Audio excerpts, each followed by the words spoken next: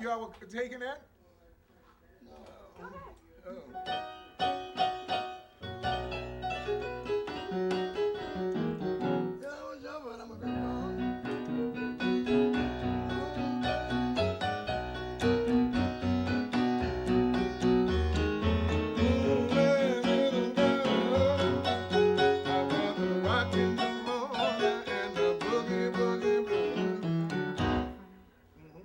Nobody can do that like you and Fats. That's what I was telling you. That you know when you was playing, I said, that ain't the way to go. But you're doing good though. I'm doing good, thank you. You're doing good. But that other one you was playing, wasn't you playing Big Chief? No. There's something you was playing and you told me it was, I don't know. Go ahead, play it. No. You don't want to play it? You scared of it? Huh? You be playing well, see, I play on. I don't play on electric piano. I play on. That's what you play on. All of them is good, but you know you got to play the other ones harder. You got to play the acoustics harder. These is easy. See, these are so bad it tastes.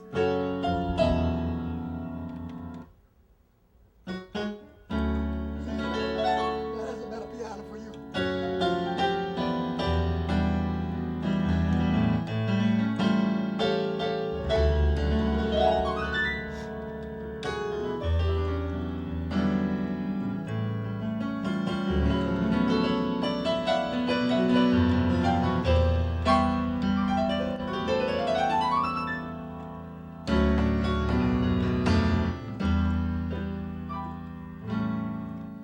Blueberry Hill will sound better with this piano.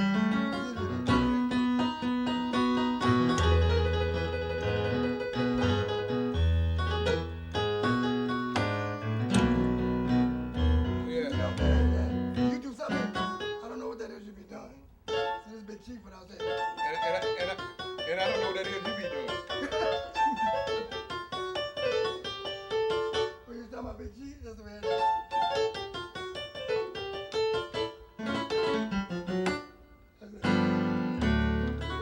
Ray Charles, what I told you about?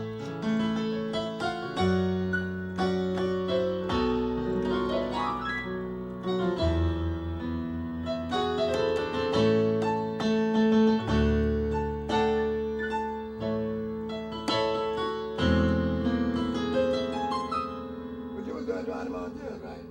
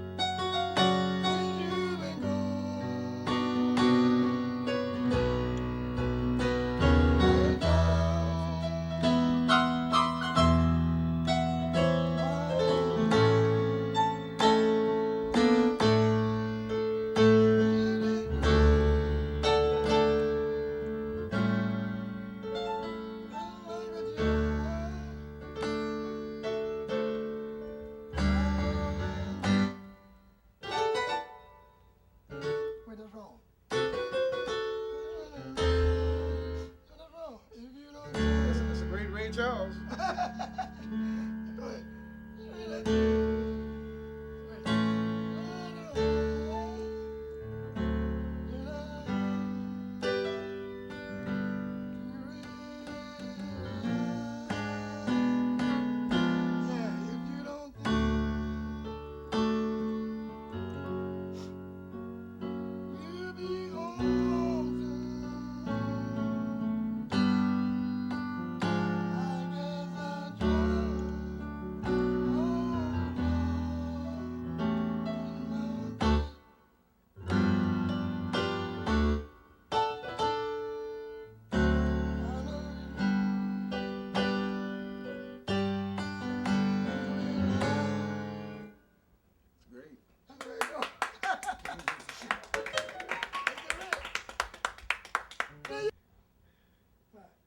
Here's your other one. The other one you was acting about.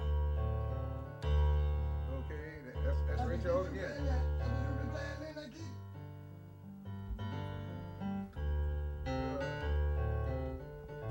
I'll do what I say. E flat, huh? That's E flat. Then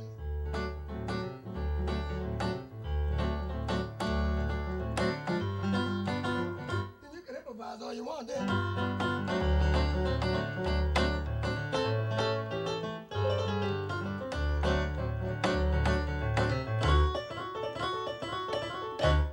See? Look at her run. You ain't watching. Well, I'm not watching. Okay. See that? When you that's E flat. Right there.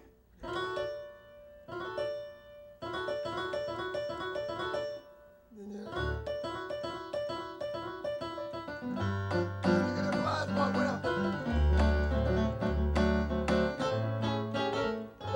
Wait, see right there? You can play it this way, right? And I begin it for the other one you want it? Blue Monday? That's the way What that key go. you do that one in? That's an E flat. What key you doing it?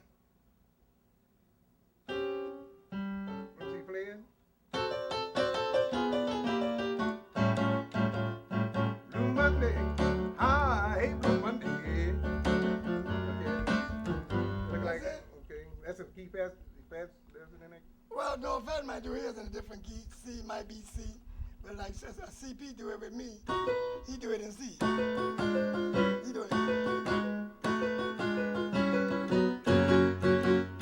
Blue Monday. How I hate Blue Monday. That's C. Got to work like a slave all day. Here come Tuesday. Whoa, hard Tuesday. I'm so tired, got no time to play. Here come Wednesday. Stepping to a stop. My heart will fall. Got the jealous of my mouth. Thursday is a hard working day. And tonight I get my pay. Saturday morning, whoa, Saturday morning, all my time has gone away. Got my money and my honey, oh, I'm out on the step to play. Sunday morning, my head is bad. That's one of the fast best, I think. That's one of the fast best. Yeah, this one too.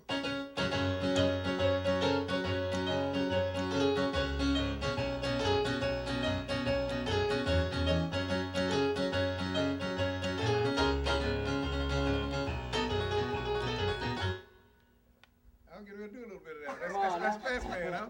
That's fast man? I don't do it in that key, but I usually do it in that key.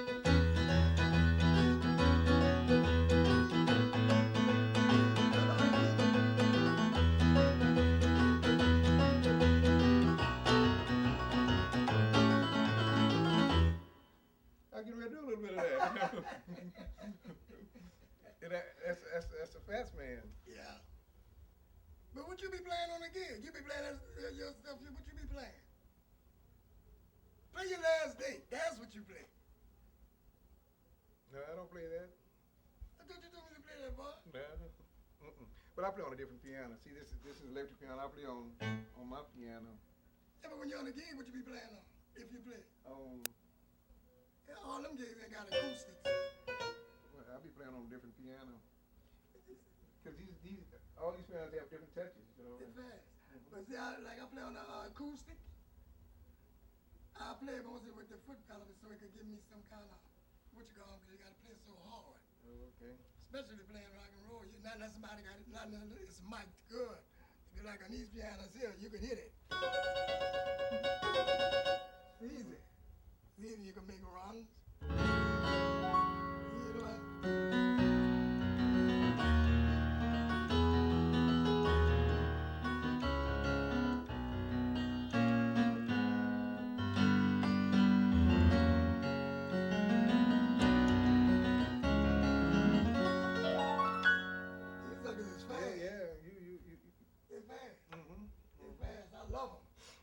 I'm ever gonna play.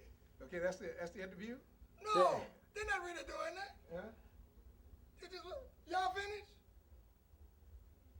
Oh, I can't believe it. I take the blame if you want. Okay.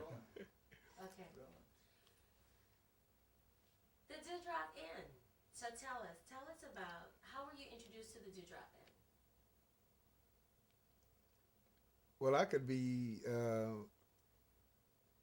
wise at saying that Reggie kind of got me through that dewdrop in because a lot of times we used to meet up there because the dewdrop inn was a little before my time. So a lot of it came through Reggie. Yeah. And me, I got to start going to the dewdrop. It just was, at that time I had a band, called Reggie on the Twilight. Is the same thing as I call them now. And we all used to come off gigs, and go to the dewdrop for breakfast, But like people like Bobby Marchand and all them, and it came from a lot of more association that really brought us to that dewdrop. With different musicians, like Shine used to say, he used to play guitar, Shine Robinson. And he'd say, man, stop and get us some breakfast dewdrop, or something like that, then that's how you wind up going to dewdrops. Musicians did meet up there, if you wanted to see a musician, you could go to the dewdrop inn and see them. And if you've never been there, there's a musician to introduce you to it, that's for sure. What did you do there at the dewdrop? Well, I used to like that breakfast. It was all right now. And I remember most of my dealing was in '58 because when Lena first came out, Diamond, the fellow with Fats, Billy Diamond. Billy Diamond, yeah. Yeah, he was telling me about the dewdrop inn too. And Frank Panier said that would be a good place for me to deal or visit. And I used to go up there and talk with Frank Panier a little bit and seeing if we could do anything to enhance my music then. So that was a typical day or evening at the dewdrop? Yeah, well, for me it was. And my point with me, most of my association was that I would go there to listen to the bands and different people that I knew, that I went there to, just to go here to play. Even if sometime I wasn't playing or nothing like that, I would go there. Because Earl King and so many artists was there then. John Lee Hooker was there. Used to catch BB Dash, so many. So that's what my main objective was, to go there and listen at the groups and sometimes sit in. So people would say that the dewdrop inn was like a training ground for musicians. Would you agree with that? Would you say that was true? Yeah. I don't know too many lounges that was that powerful. Well, not many at all. No. Well, the dewdrop was very important for the musicians. I know that much. Yeah. Because they all had that place was just like a gathering point. It was just a point where everybody go. Even the artists from out of town, not just the ones from New Orleans. Even the artists from out of town flopped to the dewdrop. So what kind of establishment was it?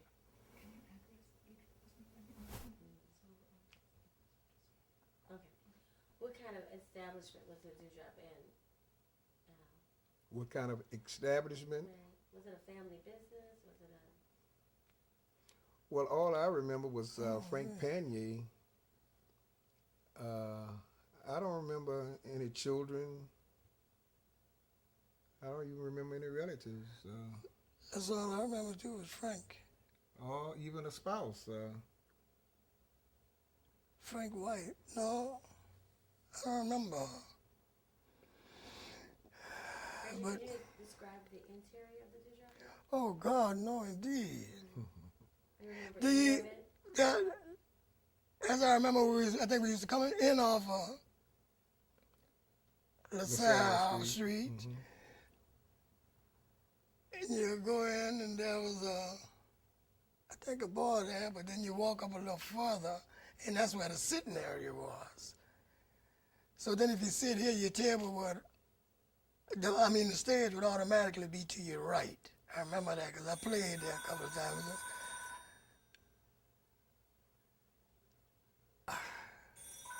So, what? Wait till it's done. Okay, you're gonna cut that. You got cut. We'll stop ringing. We'll just carry on. I know. Somebody, did you know? House. Okay. That's my wife. No, that's the bell up there. That's the bell up there. Clock. Okay. See, babe, you just take that off the hook. We won't have that problem again.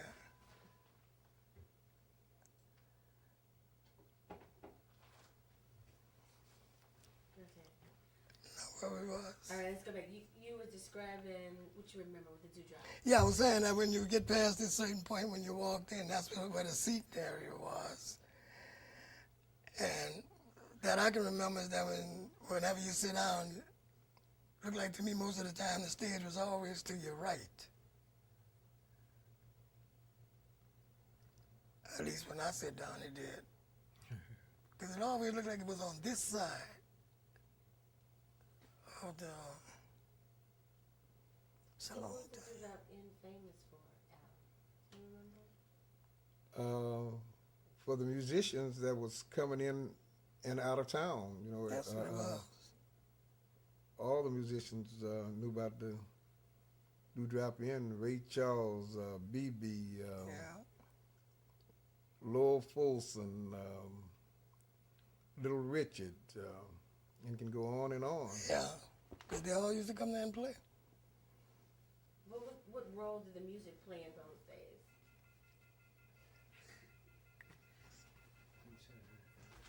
Okay, I'm sorry.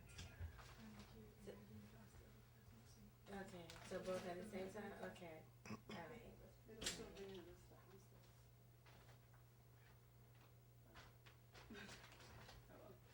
Who did? Okay, I'm gonna stop. Okay. Al, tell me, how did the Dewdrop Inn attract all of these musicians we've been talking about? Well, that must have had something to do with Frank Panier because he was definitely a musician friend. You know, he used to help him in and out. I remember he treated me to breakfast a few times, you know, and so he was just a musician's friend, and I can imagine musicians from all over would come to that type of atmosphere. Reggie? I don't know. It's just about like Al said, because then he used to house the musicians too. True. He used to have rooms and things that they could stay and all that. And he had accommodations for them and all that. And then they could play there, and then still be able to have somewhere to live. And that just goes to tell me here right now that musicians have always been broke. I should have realized that then, you know. I've been no doubt. I I told you. thought that. I don't know. I thought I was gonna get a few dollars. That's why we ain't got nothing. Okay, so Reggie, do you remember the incident of the arrest of an actor named Zachary Scott at the Dewdrop Inn? The incident with Zachary Scott? No. What that was pertaining to, I don't know. I don't remember that with Zachary Scott. Tell us about, okay, so Al, tell me a little bit more about Frank Pena, the founder of the Dewdrop Inn. Well, looked like he was a friendly fellow because when I got there, I know it was after '58. That's when I did my first tune, and I went there and he welcomed me and he treated me great and he really tried to be helpful and useful. Even though I didn't get there, you know, too often, but the times I did go, he was really a great fellow. There's some beeping upstairs. I can hear it. And then if you could not play with your ankles. Yeah. Is it the micro? I don't know. It's probably the answer You know what there machine. could be? It's something beeping upstairs. Yeah. I can't do nothing about that. It's too rhythmic.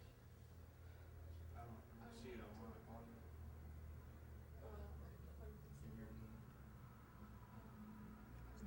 That beeping, I can't do nothing about that. That's on my wife's telephone. That's an answering thing, you know, for my job and stuff. I can't fool with that. Can't turn it off then. Okay. Just keep going. We'll be alright. Well, I don't hear it if that's a help. Oh, My hearing is not his best. I don't know how in the world he could hear that, but I don't hear it either. No. Well, No, it's just the microphone. The microphones are real much more sensitive So than then our it- then I hear it. ears. okay. I just want to hear your beautiful voices. Well, I can't do nothing about that. That's alright. Oh, yes, I can. Yes, I can. Yes, I can. Go up the stairs and close that. How did Frank Pena relate to race issues in the Dewdrop? Well, I don't know how Frank related to that really, because that's something I was more or less, you know, a personal thing or something like that, I guess, with him, because I mean, we never did discuss that. That's why I wouldn't know how he felt about that. But I know one thing, that in his place, even during segregation, Frank Pena had white patrons in his place. There was white people there all the time. Yes. Was that unusual? No, because we got used to them coming, because they used to come all the time. They used to come in, they have a ball. Yeah, they used to come in there. That's right. And he had no problem with it, and we had no problem with it either. Well, I never did have no problem with it. Who did you play with at the Dewdrop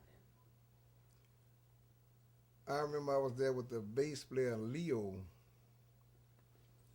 and he was playing there one night, and he asked me to come and sit in and do a few tunes with his band, and I did that.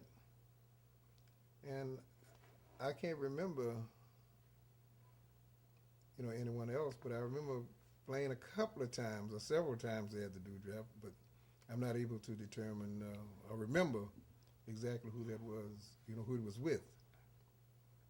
Reggie, who did you play with at the Dewdrop? Well, at that time, I played there with my own band, because I had my own group then, and Frank hired us there a couple of times to play behind different people. And so I played there quite a few times at the Dewdrop. Is that audible? I can hear it down here. Yeah, I can hear you. Sorry, we can hear the beeping. With the what? Beeping. Can you tell us about Tom Ridgely and Bobby Mitchell? Well, Tommy Ridgely and Bobby Mitchell both were very dear to me. I miss the both of them. You know, I must say they're the late Tommy Ridgely and Bobby Mitchell. We did a lot of shows together. And I'm more than sure Tommy Ridgely was a part of that Dewdrop in there with me going there, because we did some things there together. And he was just like Frank Pena and the rest of the folks, just a great fella. Reggie, what do you remember about Tom Ridgely and Bobby Mitchell? Well, Tommy, I played with Tommy quite a few times, and on his, I think it was his last CD he made. I played piano. In fact, I got a picture of it when we did that thing with Tommy. And Bobby Mitchell, I played with him a lot at that time. And that's about it. I just was, it's still well missed. I can tell you that, because a lot of gigs that Tommy had planned for private parties and stuff like that. After he was deceased, I played a lot of them. People called me to play them for him, and I told them, you know, I'd be glad to. Well, Reggie, what music was the Dewdrop known for? What type of music? R&B. rhythm and blues or whatever. That's what they was into. And a lot of, at that time was a lot of blues, a lot of guitar playing, a lot of good drummers and stuff like that. He had to do drop. And, Irma, she was, me and I always was friends. She always was one of my favorites. And, but it was just a variety of everybody playing. But the music then was mostly blues, you know, and rhythm and blues and stuff like that. And a lot of guitar players. And what music do you remember the Drop was known for? Well, blues, it was really a blues house. And a lot of fellas just would just, you know, rehearse there. They would make it all happen. A lot of good things were created right there at the Dewdrop. You know, a lot of good ideas came from there. And you know, Al, you know, one thing we forgetting about the Dewdrop, about this part we talking about right now, is the jam sessions. That's right. You remember the jam session, 2, 3 o'clock in the morning? Everybody would even come off their jobs, their gigs, for the jam sessions. And they would meet there and jam, they call it. You know, just everybody get together there. And I guess that's how Leo and we got together there too. You know, it was just jam session. Mm-hmm. You know, got there and everybody just got on up and Just did what play. they enjoyed doing. Tell us a little bit more about it, about the jam sessions. The jam sessions? Oh, it's like we said, 2 or 3 o'clock in the morning, you coming off of your gig, and all the musicians meet there.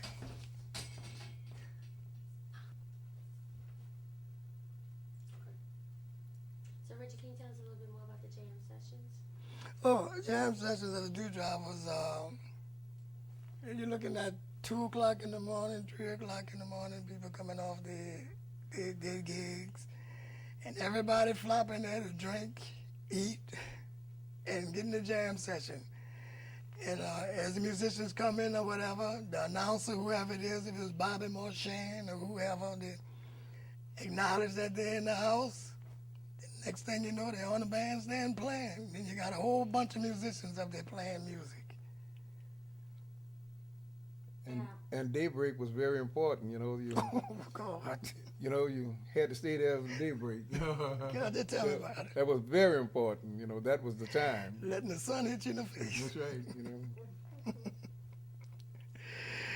Al, name a few of the songs you associate with at that time. Well, Smiley Lewis.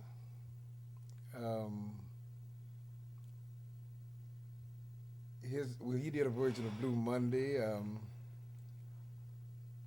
Smiley did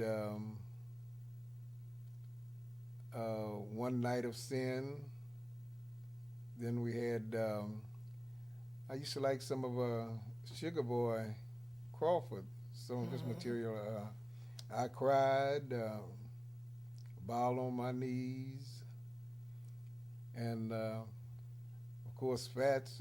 Everybody loved Fats' material also. And Ray Charles, Little Richard, all of those fellas, James Brown, right there, you know, right there at the Dewdrop during that time.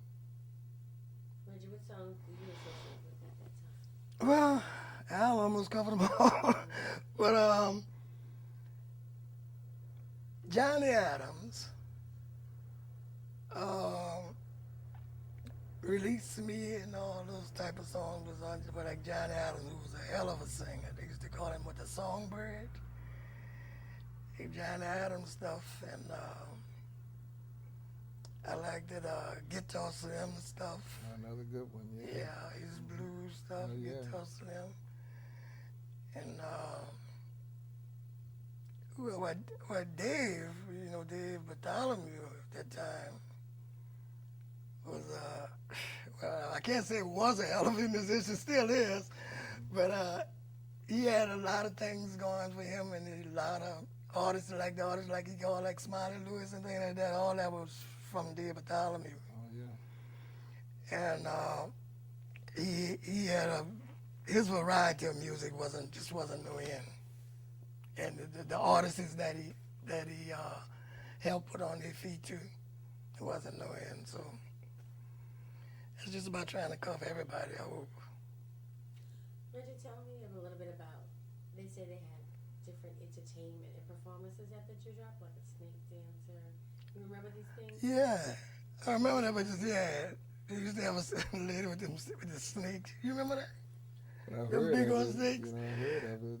Man, people used to go there just to see her dance with those snakes. I mean, big old boa, I believe it was boa constrictors. Anybody else? Um, Cross-dressers? You remember that? Who? Cross-dressers, impersonators. Oh yeah, Patsy Fidelia and all that. Yes, Patsy Fidelia and all them. Then they had another one there, but he was out of a piano player, a little Booker. But they all was, well, I can't say what they was, but I know that a lot of them was cross-dressers. That's all I could say. So Al, how would you describe the social atmosphere? You remember the MC, Reggie? Most of the man MC that I knew of was Bobby Marchand. That's the main one that I knew that did most of that. I think the MCing at the Dewdrop was Bobby Marchand.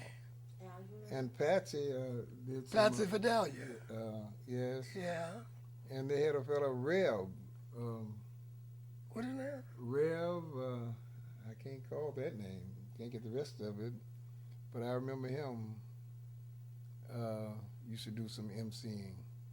Do you remember anything about Patsy Fidelia? Can you tell me a little bit more about Patsy? Well, I know that I can break down to where I used to go to the Caffin Theater. We used to have a talent show there. That's where I got my little start at in the 50s. And Patsy used to come down there and do the MCing for that, for that talent show. And that was a great thing there for us. And that's how I get to see Professor Longhair for the first time. Was at the Caffin Theater. You remember Caffin? Oh yeah, I used to live on Caffin.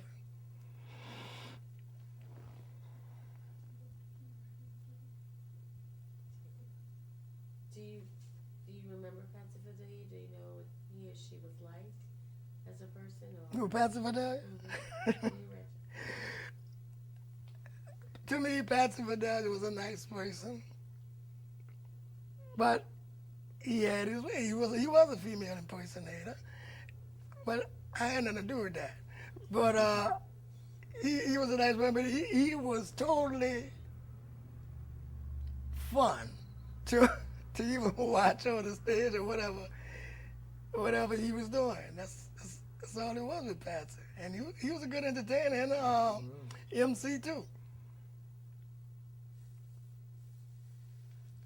And I know Ernest Holland used to come down on that scene too a whole lot. You know the tenor player? Tenor player. Mm-hmm.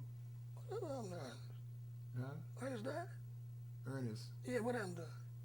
Well, he's demise now. Oh, okay. But he came down a lot with Patsy. Oh, Al, what? how would you? Go ahead. Go ahead. Oh no, I just was finna to say, one person we failed to really mention who was really a icon. Lee Allen. You ever heard of Lee Allen? Played tenor with Fats and did all the solos and Little Richard songs and all that. He used to do a lot at the Dewdrop. And Lee Allen, he used to be with Shirley and Lee. You remember Shirley and Lee, the team Shirley and Lee? Lee Allen, that was the man. So Al, how would you describe the social atmosphere at the Dewdrop Well, in those days? like I stated before, it was really the place to go.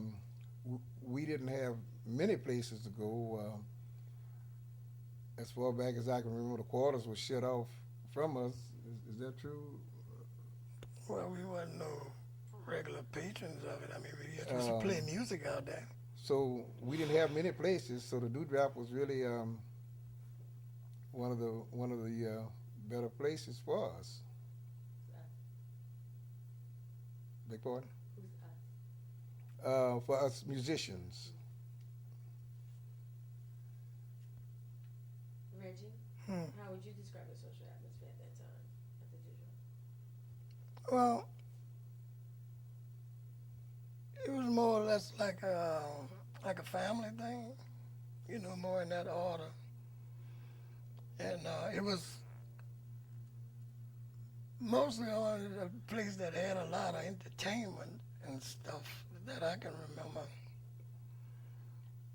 at that time. And the atmosphere with the people there and the musicians there was a total binding thing, you know. It was people, we just couldn't wait to go because, you know, everything there was so, the atmosphere was so great. And the people were so, you know, loving towards you that, you know, it just seemed like it was just a whole family there. So, Reggie, how would you say the music affects people's social life in the community back then? How the music affects their social life? Oh, God. Looked like music was the thing. And that music, especially that music during that time, would hit the soul of and look, it had all kind of effects on you, really. It did. And don't talk about if somebody's singing a song that really gets next to you and everybody's getting up on the floor and dancing with the girls, because you know we used to dance real close then. If it was a slow song and that music be getting to you, oh, it was a hell of a thing then. Believe it. Al, how did the music affect people's social lives? Well, I know music was very important to me. When I was a little boy, my dad put me on a trumpet. He said that he wanted me to play Satchmo part in his movie. He used to work on a train, and he always said that he was going to try and get me that part. So he put me on the trumpet. And I had a musical family, you know, none of us, you know, my parents, they didn't play, but they loved music. And I came up appreciating it too, and music was always important. The gospel, the blues, all kinds of music was very important to me. Reggie, describe the neighborhood of the Dewdrop back then. Hold on 1 second. Oh.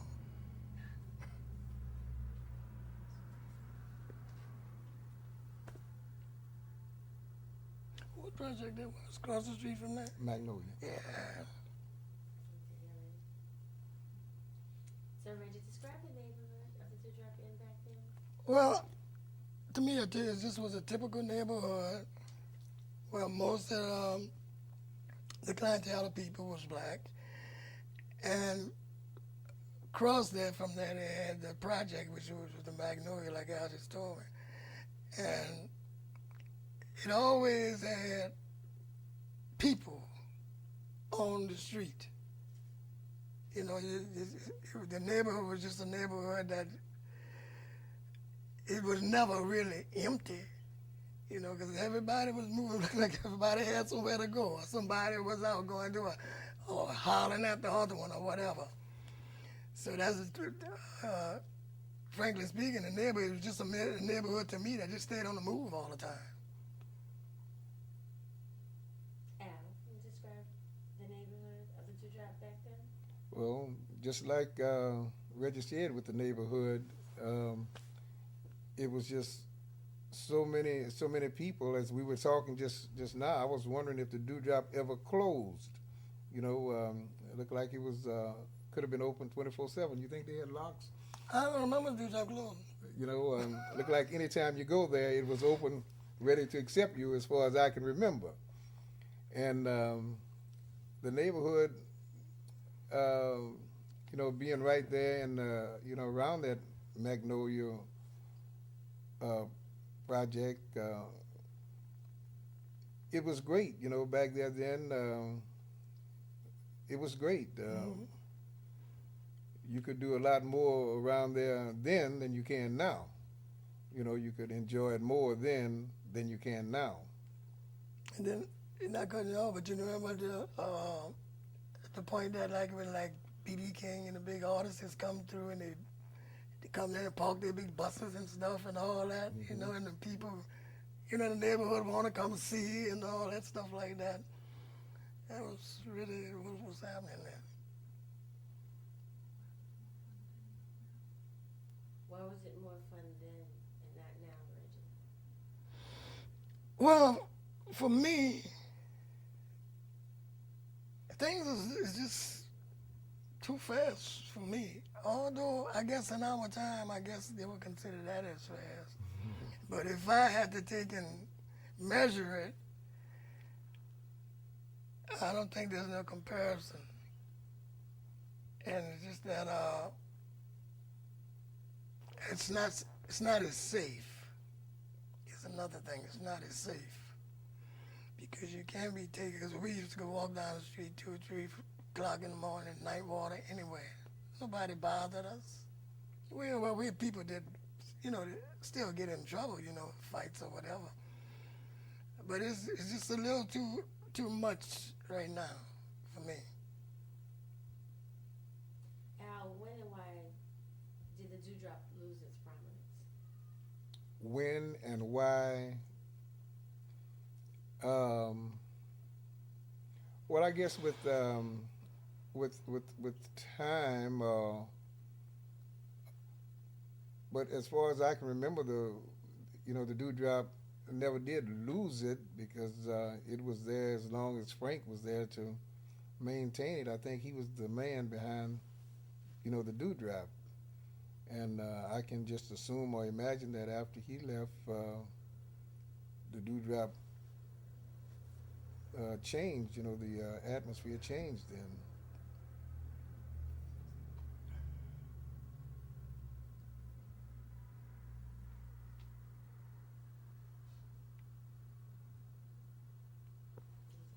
Reggie, how do you feel that the dewdrop lost its prominence?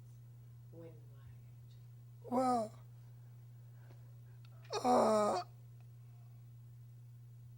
I kind of think that after Frank got sick and died, similar to what Al said, and the environment and everything just wasn't the same anymore.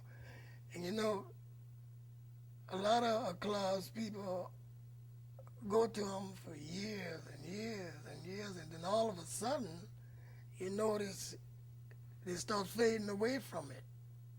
Then that club start getting off the map. But if I'm not too sure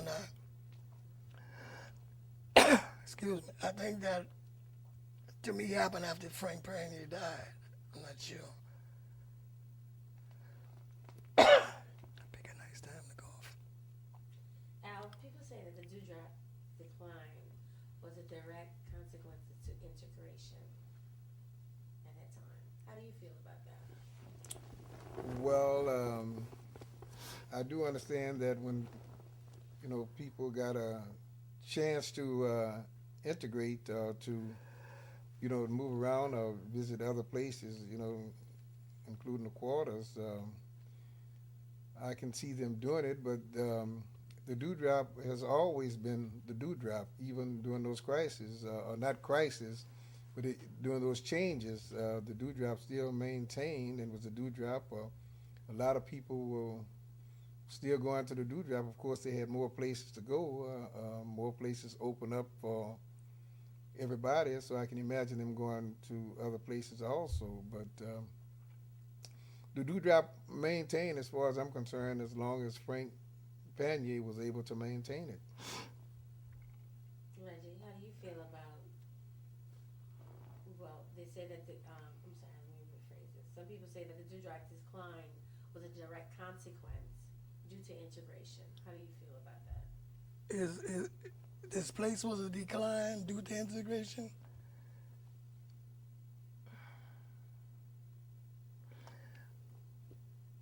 I don't know really how to answer that, but I don't think so, because if I could reiterate, you know that I said earlier about Frank Panier having white patrons before.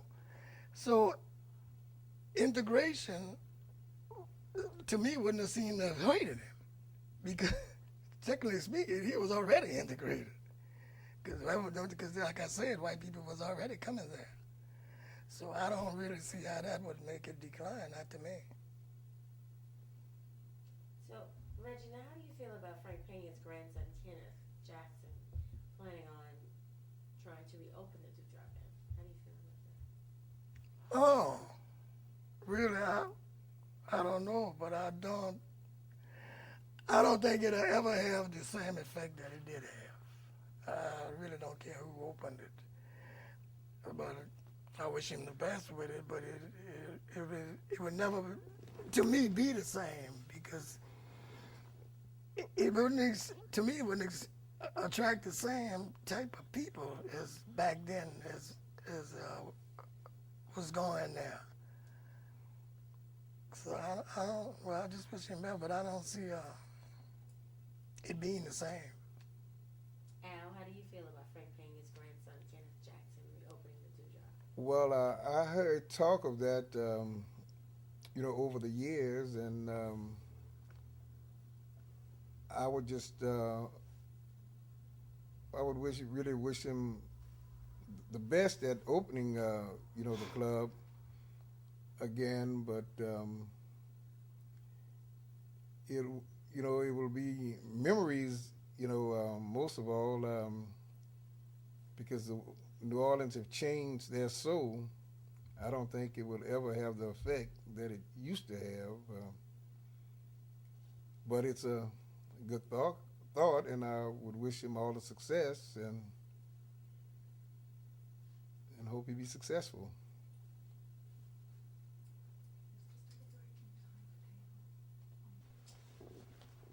I was Al, do you believe it can be a viable business again, the Dewdrop? Well, the Dewdrop could be, but times have changed their soul till I look at it as being more as memories or something on that order. I don't think that it would ever have the same effect that it used to have. Now, that's my own personal opinion. Reggie, do you believe it could be? Why do you feel it won't be a viable business? Because the time has changed, so people have changed, and it's more places to go, more things to do. Perhaps bigger and better. Back then, that's perhaps one of the few we had, and we enjoyed it. But life goes on, and it moves up, and things are different now. Reggie, do you believe it could be a viable business again? Well, frankly speaking, I don't really know, and as from my point of view is that, I kind of agree with what Al said, that as far as I'm concerned, it would never be the establishment that it was before. Because then you got people is afraid to keep patronizing these places nowadays. It's kind of wishy-washy way. But I don't never think to my belief that it ever be the success it ever was. So Reggie, I guess some people argue that Kenneth won't succeed in running the viable business because of the neighborhood. They say that the area is too rough now. How do you feel about that? I agree. That's all I can do is agree, because it is rough. And it's not only just that neighborhood, although we talk about the Dewdrop, but it's just just totally rough. Even some of your better established neighborhoods, you got stuff going on that never went on before. So I totally agree with that. Al, some people argue that Kenny won't succeed in making the dewdrop a viable business again because of that, the neighborhood, that it's too rough now. How do you feel about that? Well, like I said before, you know, times have changed. People have changed. The new generation is in now. Their thoughts are different. Their actions are different. And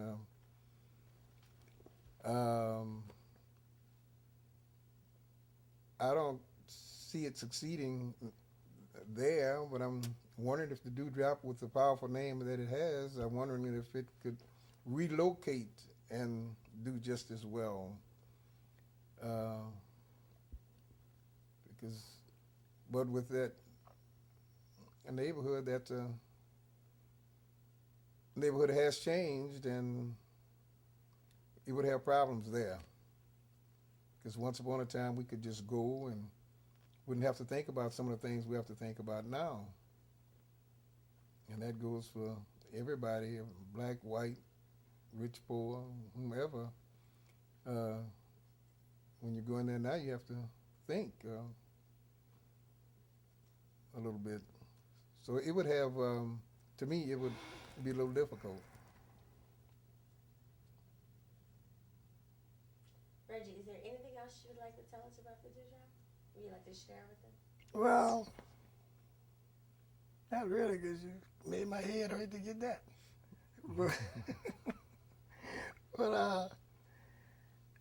No, but one thing I'd like to say on the end is that the dewdrop, to me, would never be the same dewdrop because of the clientele of people that was used to go there, like all the people we was talking about. Where in the world would we find those kind of people at now? It's just not here. That would be a hell of a shoe to try to fill, because most of them is dead, or we all getting too old to do anything, or they're doing something else or whatever. So that's all I can say. I could just never see a dewdrop being the dewdrop no more like it was, for all those reasons that we gave. Al, is there anything else about the dewdrop you would like to share? Well, I know for sure that the musicians used to go there, and you know, back there, the musicians used to play from the heart, you know, because they loved to play, they loved music, they loved this, but now it's a very competitive field. People are trying to earn a living with it. It's most difficult. It's dog eat dog out there now, and it would be tough.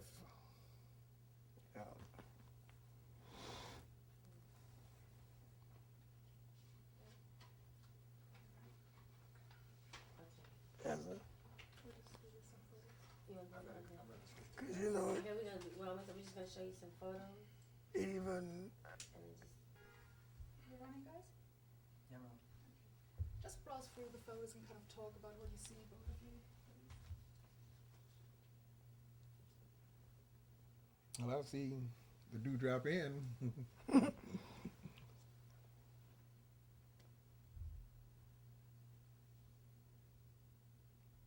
well, I wish I had my eyeglasses. I could see what this is. It look like some people we might know standing out there.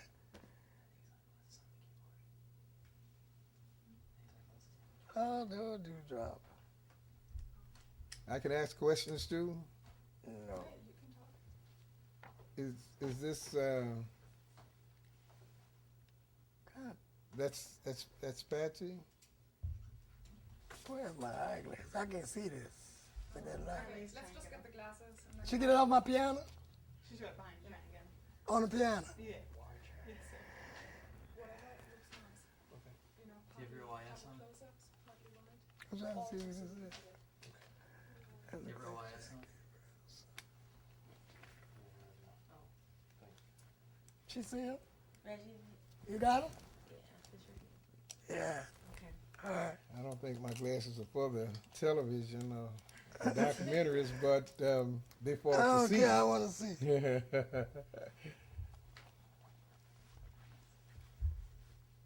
You okay to roll them? Yeah. Wait a minute. Lord, I can't get these people.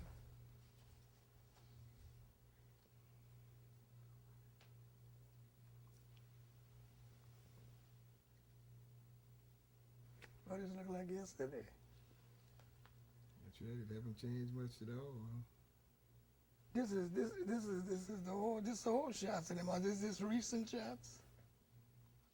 It can't be recent. Yeah, could be recent.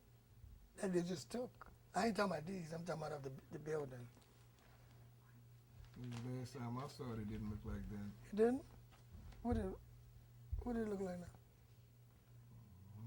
It didn't look like that.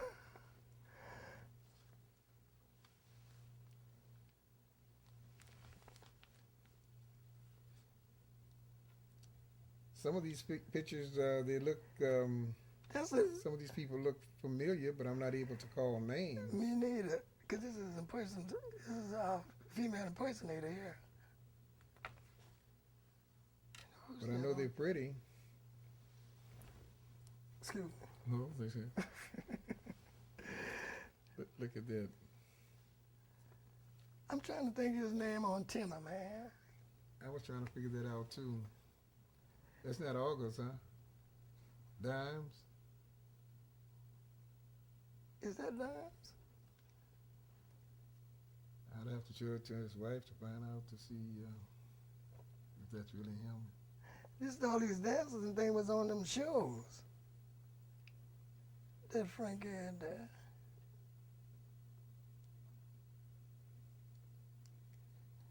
See And that? I would hate to say who I think that is, but God, dog, I can't remember, but I remember the faces. Oh boy, that's a long time. That's yes, indeed. wait a minute. No, one of these is not Escarita, Well, there was another one. because Escarita was what you call him, that Frank. Hmm. If these are female impersonators, they're doing a good job. Well, you remember Escarita, but he was a hell of a organ player, though. You remember Escarita? Hmm. Oh, this is shot in the audience here. Here's your good boy on here, your good friend on here. Who that? Huh? Who's that? On here. You see your good friend? Who are you talking about? Fields. Fields on bass. Who's the piano player? Joe Jones. Okay. And that's Fields on bass. Joe Jones. Isn't it? No, that's not Bobby. Is that Bobby?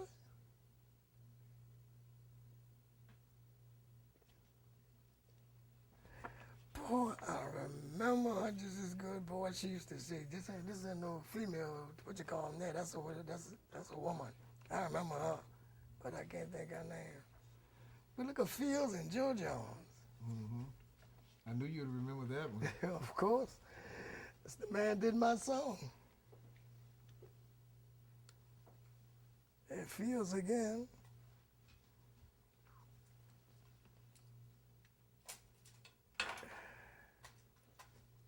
You know, I know faces, but I don't know no names. And I'm having trouble with that too. That's my problem. Because I was there, I've seen these people 90 million times. What is his name? And this could very well be Rev I was talking about. Who? Rev, the MC.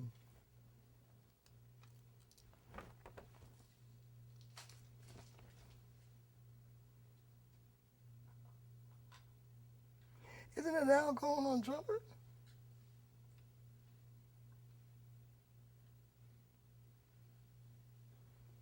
It look like alcohol. Isn't that alcohol? It's alcohol?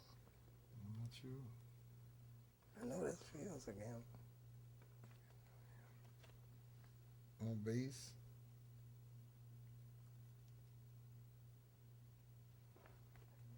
This is